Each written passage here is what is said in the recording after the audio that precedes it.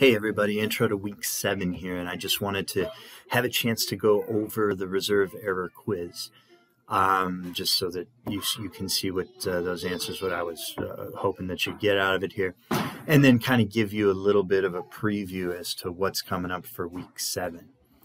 I guess let's start by talking about week 7. So I've actually put 2 video lectures in there. That video lecture 7, so it's video lecture 6, video lecture 7. That 7th one is a little bit shorter than usual. It's a little bit less than an hour, and that's normally what I would give for a lecture on an exam week.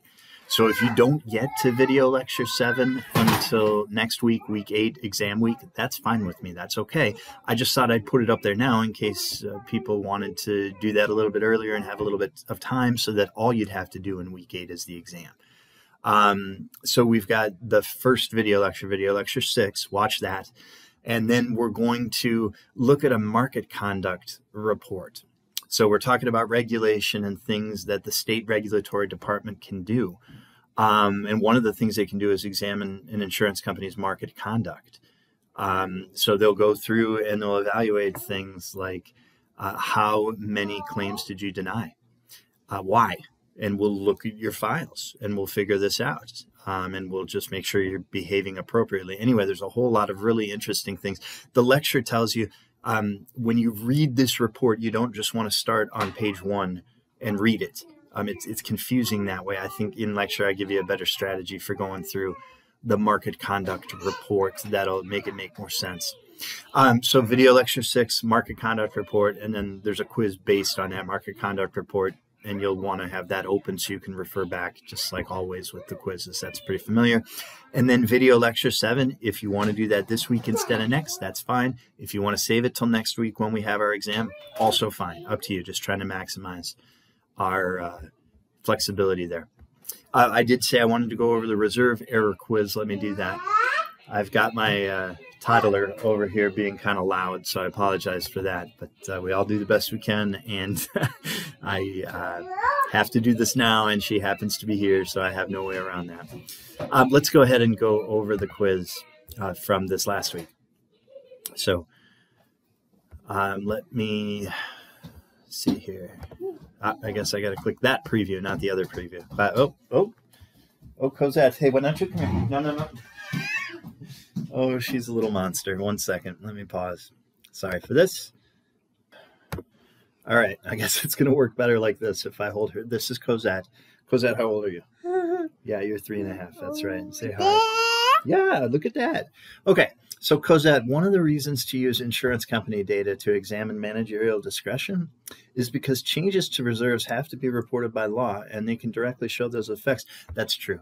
That's the biggest advantage of having this data is you have to report it. So it's more detailed and granular than a 10K. So it's huge. We have all kinds of this. This is an article that I wanted to use because we have so many accounting people in this class. And this is one of the seminal works talking about managing earnings in accounting. And they use insurance company data because they have to report such granular data, and you can see it.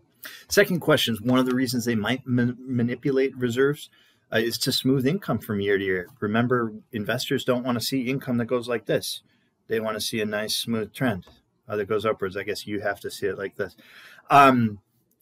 So the answer here is true. That's one of the reasons they might choose to manipulate reserves.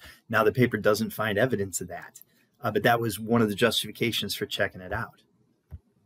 Another reason is to attract additional capital. That's false. There's nothing about that in the article. I just threw that in there to make sure you understood why they're studying this. One of the interesting findings, it depends on how you define reserve error. That's true.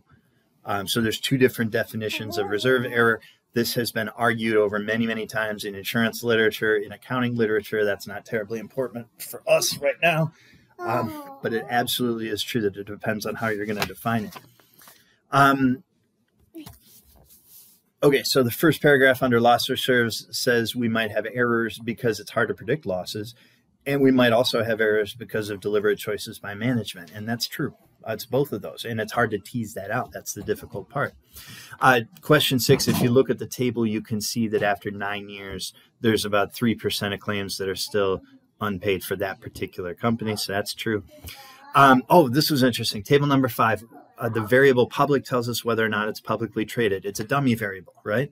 We assign a 0 if it's not, 1 if it is.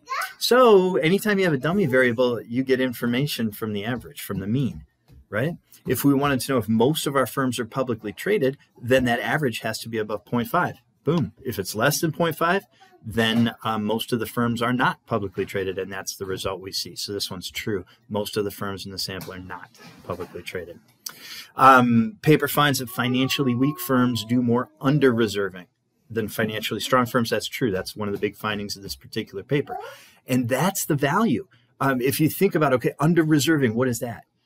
It means that you are claiming your losses are less than what they actually are. And so that's going to be a little bit of a concern. It looks like we've got some manipulation going on here. And it's because the weak firms are saying, look, we're going to understate our losses to make us look better than we are. And that was something that they found. They did not find that they did it to avoid regulatory attention. So they're not manipulating solvency. That one's false. And then, okay, this last question, I should have been doing this all along. One of the things I don't like about quizzes and Canvas and the way you have to assign points is that, if you're going to have a 10-question quiz, but you want it to be 30 points, they tell you it has to be 3 points per question. Well, these are kind of difficult questions. And when you're dealing with smart people, people can have different ideas about, well, what did you mean? And so sometimes master students, I find they read maybe more into a question than I intended. They end up getting it wrong. So getting 2-3 questions wrong, I don't want that to hurt people's grades overall. This is how I can fix that problem. And I wish I would have thought of this sooner. We'll be doing this from quizzes here on out. So it's just making it so that if you get a couple questions wrong, it's still not going to hurt your grade. So that's why I tried to do with question 10 there. And we'll be doing that moving forward. So, all right, that's good enough for what I wanted to talk about. Thanks a lot, you guys. If you have for your attention, and if you have questions, you can always reach out.